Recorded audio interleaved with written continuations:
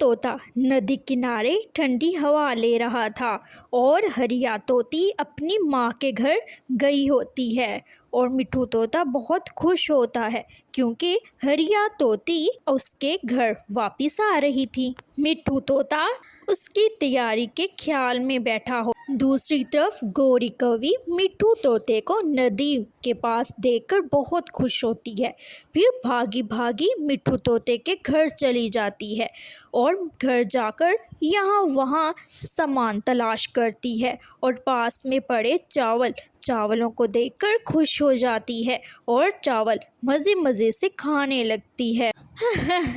आज तो मज़ा ही आ गया, मज़ा आ गया। मैं मिट्ठू तोते का सारा कुछ खा जाऊंगी। दूसरी तरफ मिट्ठू तोता नदी के पास बैठा सोच रहा होता है, मेरी पत्नी घर आ रही है। मैं सोच रहा हूँ कि उसकी स्वागत के लिए गरम गरम मिठाई ले आऊँ। वो चाचा चमचम की मिठाई बहुत बढ़िया होती है। ऐसा कहकर मिट्ठू तोता भागा भागा चाचा चमचम की दुकान, जो उसने मिठाई की दुकान लगाई होती है, उसी के पास जाता है मिट्ठू तोता। चाचा चमचम, मुझे जल्दी से 20 किलो मिठाई दे दो।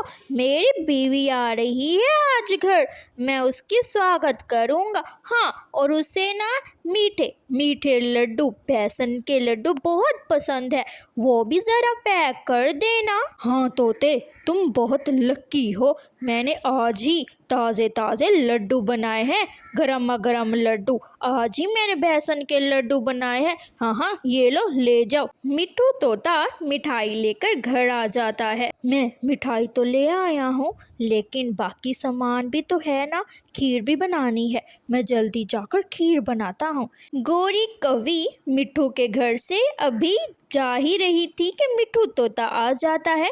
गौरी कौवी जल्दी से छुप जाती है। मिट्ठू तोता खीर बनाने जा ही रहा होता है कि उसका मोबाइल बजने लग जाता है। ओह, ये तो मेरी पत्नी का फोन है। मेरी पत्नी मुझसे पता नहीं क्या बात करेगी। सुनो मिट्ठू तोते, आज ना बहुत मौसम खराब हो रहा है, लगता है तूफान आने वाला है। मैं आज नहीं आ पाऊंगी, कल ही आऊंगी। और ध्यान रखना, मेरी अलमारी में सोने के कंगन रखे हैं, उनका ख्याल रखना और अलमारी को अच्छी तरह बंद कर लेना। मैं कल ही आऊंगी अब। अच्छा ठीक है पत्नी जी, आप कल ही आना, मैं आपका कल इंतज़ार करूँगा।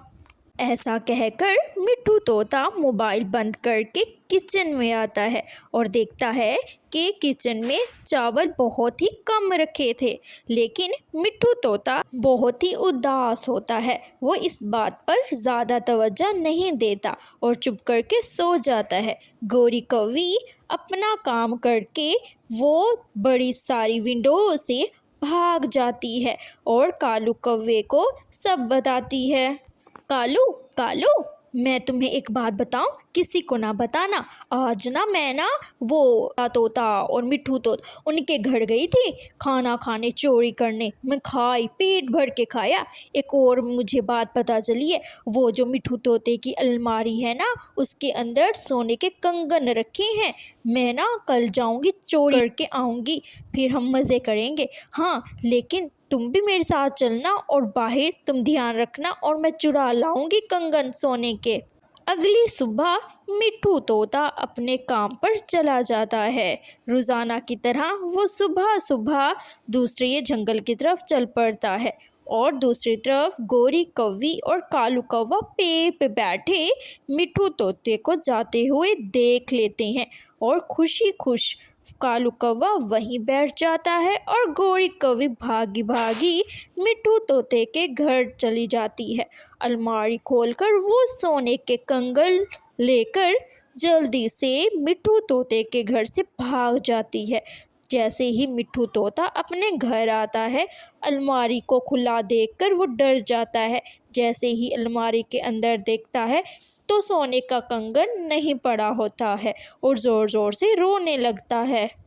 ऐसे ही मिट्ठू तोता भागा भागा रानो चिड़िया के घर जाता है और रानो चिड़िया के पास जाके जोर से रोने लगता है।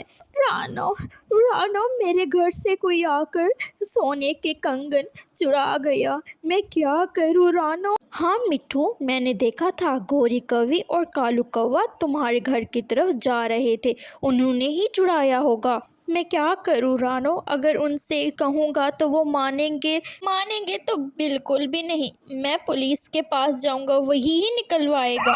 ऐसा कहकर मिट्ठू तोता भागा भागा पुलिस को ले आता है। पुलिस को लेकर वो कालू कौवे के घर जाता है। जब पुलिस कालू को 3 डंडे मारती है तो कालू कौवा सारा कुछ उगल देता है। मैं बताता हूँ, सब बताता हूँ, ये सारी चोरी गौरी कवि ने की है, मैंने कुछ नहीं चुराया, वो गौरी कवि ने ही सब कुछ चुराया है, अब जाकर उसको पकड़ो, मुझे कुछ मत कहो। ऐसा कहकर कालू कौवे को पुलिस पकड़ लेती है। पकड़कर प्यारे बच्चों, आपको ये कहानी कैसी लगी है? अगर अच्छी लगी है तो जल्दी से इस वीडियो को लाइक कर दे। इस तरह की मज़ेदार और कहानियाँ देखने के लिए हमारे चैनल को सब्सक्राइब कर दे। धन्यवाद।